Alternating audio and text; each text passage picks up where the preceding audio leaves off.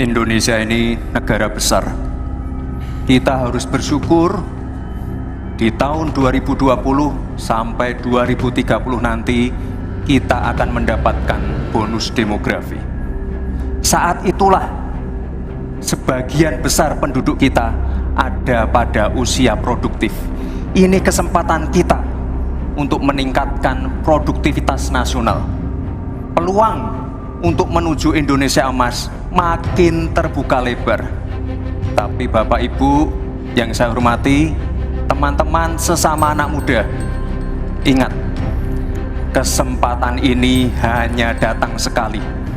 Kesempatan ini tidak akan terulang lagi.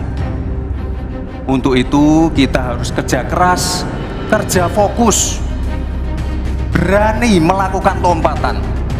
Saya akan memberikan solusi yang konkret aja, paling konkret, hilirisasi. Kita jangan mau lagi mengirim barang mentah. Kita harus mampu meningkatkan nilai tambah dalam negeri. Saya kasih contoh nikel. Dulu sebelum ada hilirisasi, kita ekspor hanya 3 miliar US dollars. Sekarang setelah hilirisasi bisa menjadi 33 miliar US dollars. Ini saya baru bicara masalah nikel loh Pak, belum bicara masalah tembaga, boksit, timah dan lain-lain. Konkret, jelas, singkat padat, jelas. Ini masalah diplomasi. Diplomasi itu normatif. Tenang. Sebenarnya, saudara sekalian, kalau diplomasinya selama tidak jalan, saya kira sistem rekrutmen diplomat sekarang ini harus ditinjau ulang. Dulu-dulu diplomat-diplomat kita tuh bagus. Ya, sekarang ini kadang-kala ada titipan dari partai. Kalau belum dari partai belum masuk, itu tidak disahkan. Di DPR partai ini belum masuk. Nah, sesudah bertugas tidak jelas, dia tidak ngerti, tidak punya pengertian dasar-dasar diplomasi. Sehingga kalau saya diberi kewenangan, nanti diplomasi ini diatur kembalilah rekrutmennya itu, betul-betul orang yang memenuhi syarat. Nah, soal hilirisasi itu sudah masuk sebenarnya Mas Gibran. Saya tadi kan bicara soal penguatan ketahanan ekonomi nasional. Itu di dalamnya memang sudah ada hilirisasi dan industrialisasi yang aman lingkungan. Itu selesai.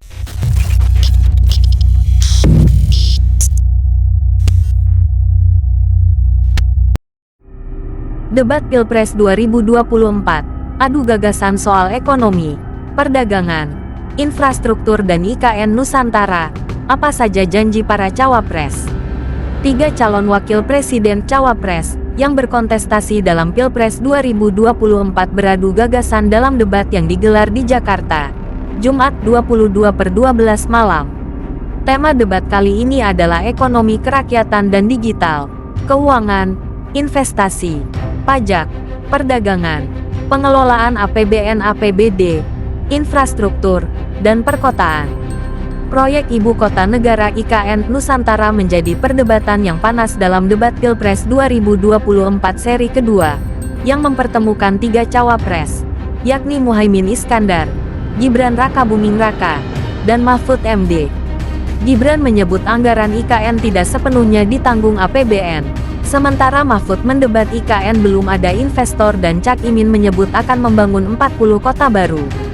Dalam debat kali ini, Muhaimin Iskandar, pasangan dari Capres Anies Baswedan, sempat kerepotan menjawab pertanyaan dari pesaingnya, Gibran Rakabuming Raka tentang State of the Global Islamic Economy (SGIE).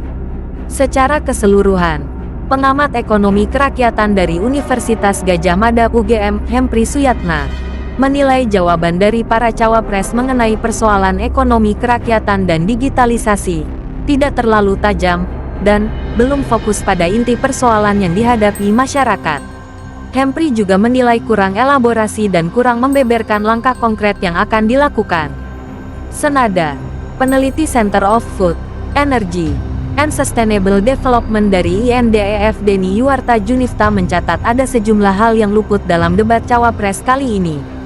Beberapa cawapres saling berdebat terkait dengan bagaimana meningkatkan tax ratio. Cuma di sisi lain, soal bagaimana langkah-langkah tax ratio itu dapat ditingkatkan, sepertinya luput dari perdebatan kali ini, ujar Denny.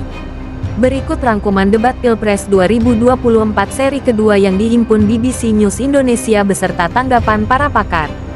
Cak Imin. Begitu Muhaimin Iskandar biasa disapa, tak memahami pertanyaan yang dilontarkan Gibran mengenai State of the Global Islamic Economy (SGY). Karena Gus Muhaimin ini adalah ketua umum dari Partai PKB, saya yakin Gus Muhaimin paham sekali soal ini. Bagaimana langkah Gus Muhaimin untuk menaikkan peringkat Indonesia di SGY? Tanya Gibran Raka Buming Raka. Cak Imin kemudian membalas, terus terang saya tidak paham SGY. Ia pun meminta Gibran untuk menjelaskan apa itu SGY. Moderator debat, Alvito Deanova, sempat menanyakan apakah Cak Imin benar-benar ingin Gibran langsung menjawab. Ada lagi pertanyaan, ini waktu Anda memberikan jawaban 2 menit. Kalau dipakai untuk bertanya waktu akan habis. Tidak apa-apa, tanya Alvito.